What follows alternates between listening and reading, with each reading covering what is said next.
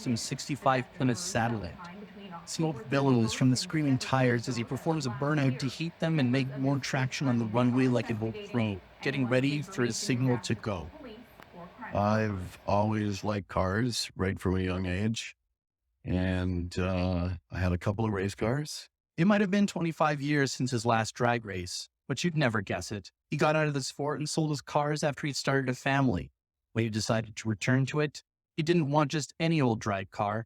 He wanted something special that he built up from nothing. I found the 65 Satellite. It was up in Meaford up for sale. What I knew of it at that time was it was from United States in Connecticut, and it was just a shell. There was no motor, drivetrain, no wiring, just 4 tires and the body. Finding the right parts and the right team to put his dream car together took a lot of time and work, but it all paid off when he was finally able to sit behind the wheel again. My first real run, as the car left the line, it went towards the guardrail. It didn't scare me. I wasn't afraid of it or anything. I just steered my way out of it. As he jets forth at over 100 miles an hour, all his concentration sent to controlling the 2,600-pound metal beast he was caged in as it roars down that speedway. You'd also never guess that it was the last time he'd race in that 65 Plymouth.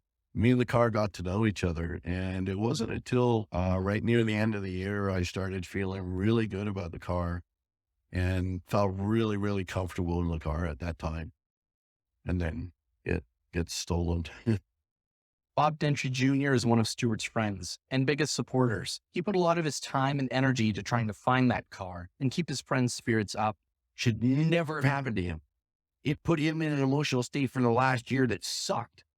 And just talking to him on the phone in the wintertime when he was just needed somebody to talk to, I could hear the depression in his voice, not hearing from anybody, not getting anywhere. They'd first tried the police, then started a social media campaign that spread across the world in the hopes that someone saw the unique vehicle and would get it back to Stewart.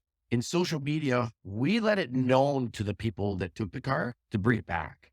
Anywhere. We sent back road, out at the entrance of the drag strip, anywhere. Just parking lot somewhere. Just drop the car off, leave it. And we won't find you. That went about a week. We didn't get the car back. I would get the odd message sent to me privately saying, have you checked here? Have you checked there? And I then spoke with a friend of mine, and that's when the Hells Angels got involved. So that was March 28th, somewhere around there. There was a driver's meeting, and that's where I gave the information. That was about 7:00 in the evening. I got a call from the Hells Angels probably 2.5 hours after that, saying they found my car. A few years of waiting and hoping suddenly came down to less than a day before he'd see his car again. Then hours, then minutes. He brought it back in an open trailer, and there was a big tarp over it.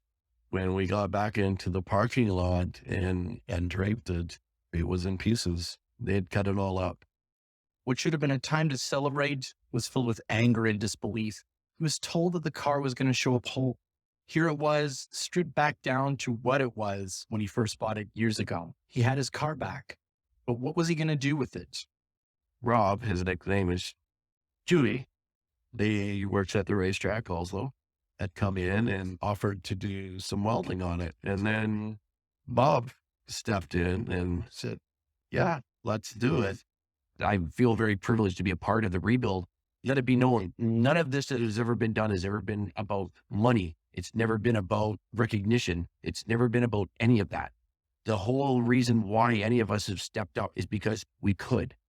It wasn't just Bob and Chewy. It was the whole racing community that banded together and helped to turn the chopped up husk that was sent back to Stewart into something he could race in again. Weeks of welding and building culminated to them sending the car off to Toronto, where it will be painted and sent back, ready for the track.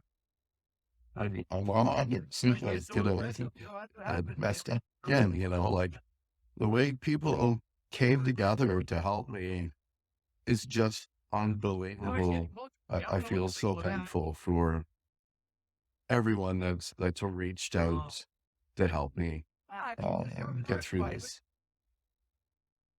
That was Stewart's story. And I'm Mike Lacasse.